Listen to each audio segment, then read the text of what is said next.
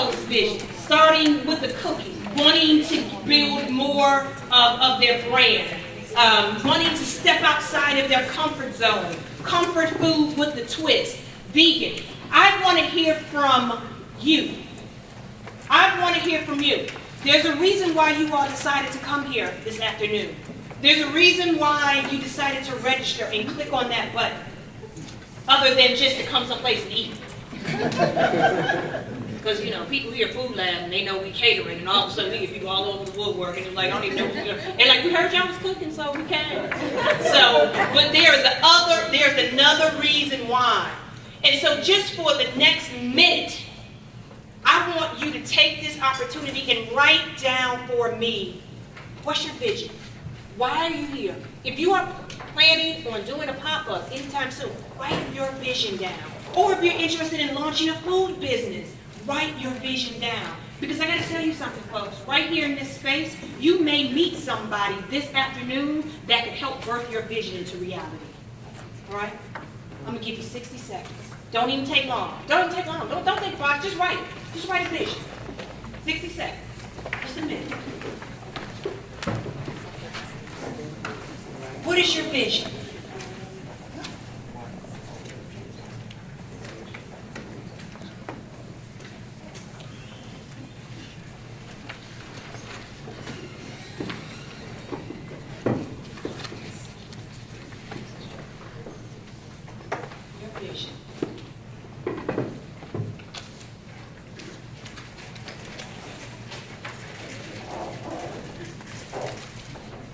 What is your vision? 30 more seconds.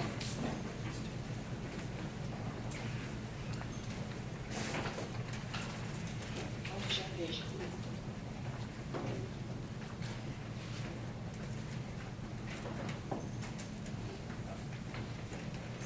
Ten more seconds.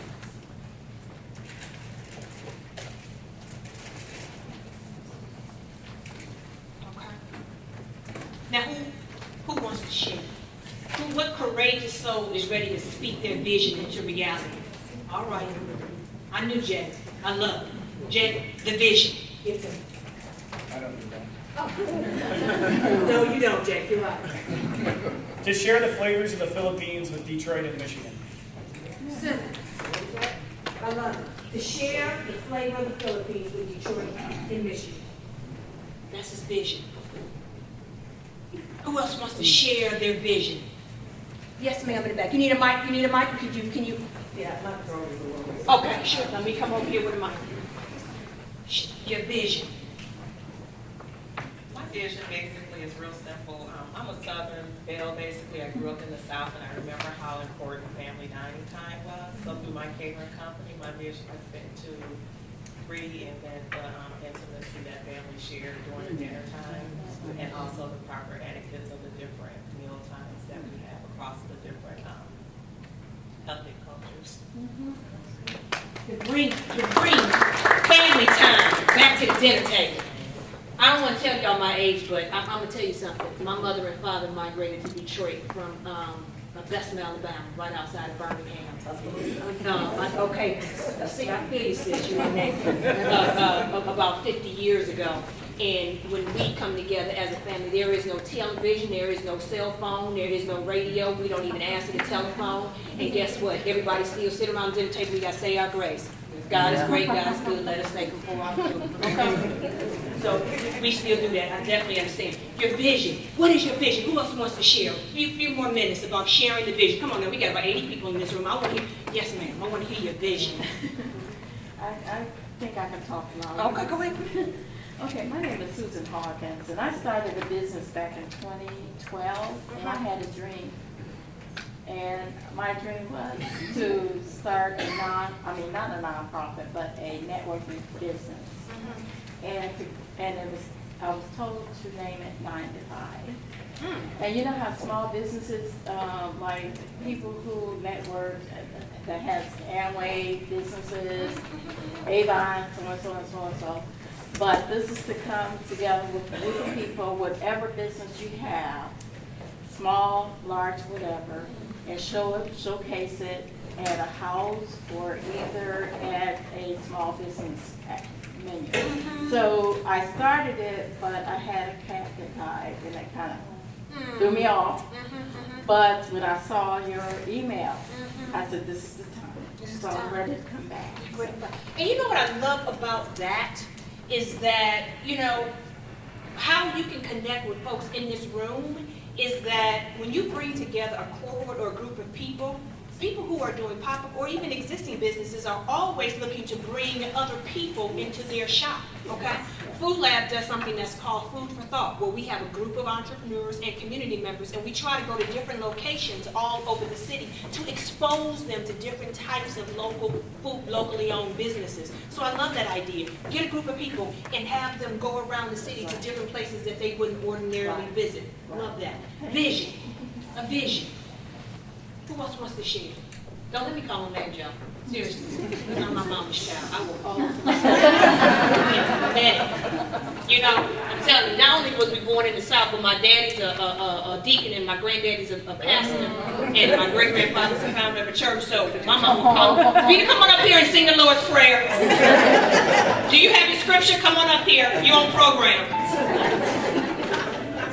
You know what I'm talking about. Vision. Hi, my name is Bessie Morgan, and I'm the owner of Dollar Deli. And the vision for Dollar Deli is to create employment for the special needs population, which I've been working with for the last 19 years. And so we want to utilize pop-ups to help increase that employment. That's right. I love that. One more, and we're going to move on. Yes, ma'am. Yes, ma'am. Hello, my name is Danielle.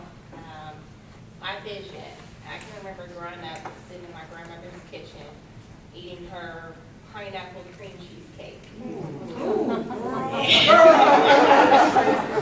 know about no pineapple cream cheesecake. And every time I think about her pineapple cream cheesecake, it brings to mind my passion. Dessert. Old-fashioned dessert. So when I think of her, I think of chocolate fudge cakes, sweet potato pies, 7-Up pound cake, that kind of thing. And not so many places you can go to really get those things that take you back to your childhood and down memory lane. You think about your grandmother, you think about your mother, you know, your aunts, and just kind of want to bring that feeling back. You know, be here, be there. On your lunch break, take you just cruising back down memory lane with old-fashioned sweets. I love that. How many of y'all love that vision? And here's the thing, you know, I've been working in the food space for a very long time, and you know, people sometimes refer to me as a food lady. People always come up to and ask me, they say to me sometimes, you know, Davida, you eat out in so many places in the city of Detroit and in other places. What's your favorite food? You know, they always ask me, what's your favorite food? And I've got to tell you, my favorite food is not even available anymore. Because my favorite food is my Aunt Kate's homemade triple layer caramel cake. And it's those memories of food that can take you back, y'all. I mean, I'm telling you, it can just, Jake, we just had a conversation about this amazing, was it the fish you had in Seattle? Yeah. It was the fried fish. fish. It was fried fish Jake had in Seattle, and he don't even want to attempt to make it here in Detroit. Because once you had the pinnacle, everything else is just going to be like, oh, it tastes like that fried fish I had in Seattle. No, I'm not going to attempt to make Aunt Kate's caramel cake. So, girl, if you can take me back home, I'm right there with you. Okay, so let's do this. Mako, could you come forward, please? Because I think that it's so important to have vision, but it's also so important to create an experience for your guests when they come and visit your pop-up. And one of the things that we talked about a few minutes ago was it's important to have quality food. Mako is the quintessential queen in quality because Mako, I think there's a story behind every dish that you make.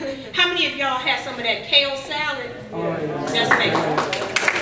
Mako can probably tell you where every piece of that ingredient of that salad was locally sourced. So Mako's going to talk a little bit about how she creates an amazing experience when folks and your guests come to visit you. Mako, take it away. So hi everyone. So I run this business with my boyfriend, partner, and when I was telling him about this, I was like, you want to come be part of a panel with me? And he's like, don't go telling them all of our secrets. I'm like, no, it's not about me sharing my secrets in the sense of like, oh, this is mine, and like you can't know about this. But really, I feel like part of what I'm here to share with you is my journey of tapping into what it is that like I'm here to share with everybody, right? So I guess what I mean by that is everyone has their own path to where they get to the point where they're sharing food, and you really have to determine what that is on your own. But there's a lot of how do you say it? There's a lot of commonalities in all of that. So I think the most important part is really understanding, okay, why am I doing this? Or like, what are the roots of this? And a lot of what we're talking about with food too is like, the roots of your food are literally, okay, where do I come from? Who are my ancestors? What kind of memories are like being transferred through this food? And then it's also for me like a way of connecting back to the land. So I started cooking here in Detroit actually as an extension of farming. So I was working on a farm, and there's a lot of produce being grown in the city, but there's still a really big disconnect between the produce that's being grown in the city and then the food options that are available for everybody. And so what I was doing is finding myself in this position where I could fill that gap. Not the only one doing it. We need lots and lots and lots more people to be doing this work.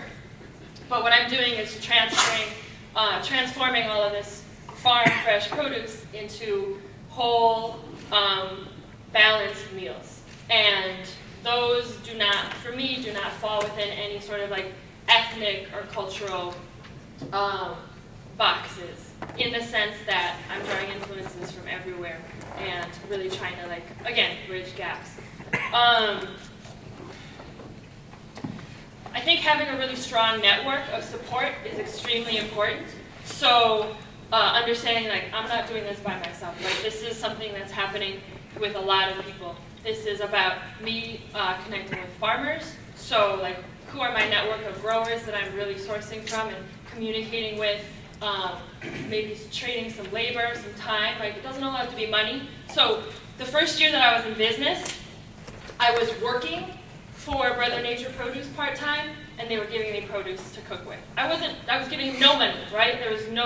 I started off, like, basically making enough money each week to buy produce, to buy other ingredients for the following week. Like, I didn't start off in debt, but I also didn't start off making a ton of money because I was working with, like, okay, here's $100, right? Great, let me see what I can do. So I think the other really important thing is understanding, all right, so I'm presenting something, I'm offering something to people, how are they going to, like, what is it like on their end, right? So how do I really share my message with the people that are experiencing my food? How do I share, okay, so, you know, I came about,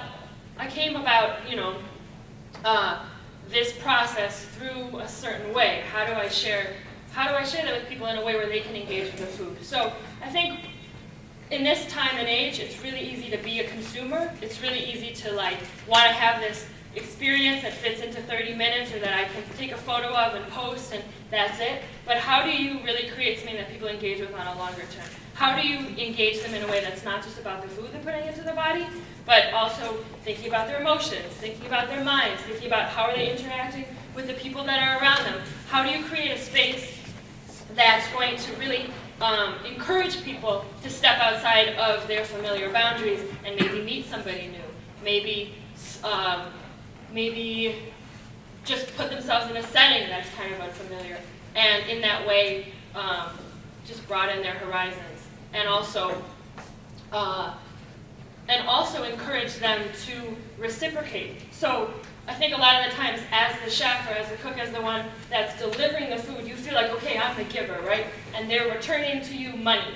But it's really so much more than that. The connection that you're creating between the people that you're feeding is really just the beginning. It's a cycle that has to keep on building itself. So once you start that, the process of that return can keep multiplying. And so that is, I think, really essential to be conscious of that. Of, like, what is the energy that I'm putting into this, and how is it going to keep multiplying? How is it going to keep growing and spreading?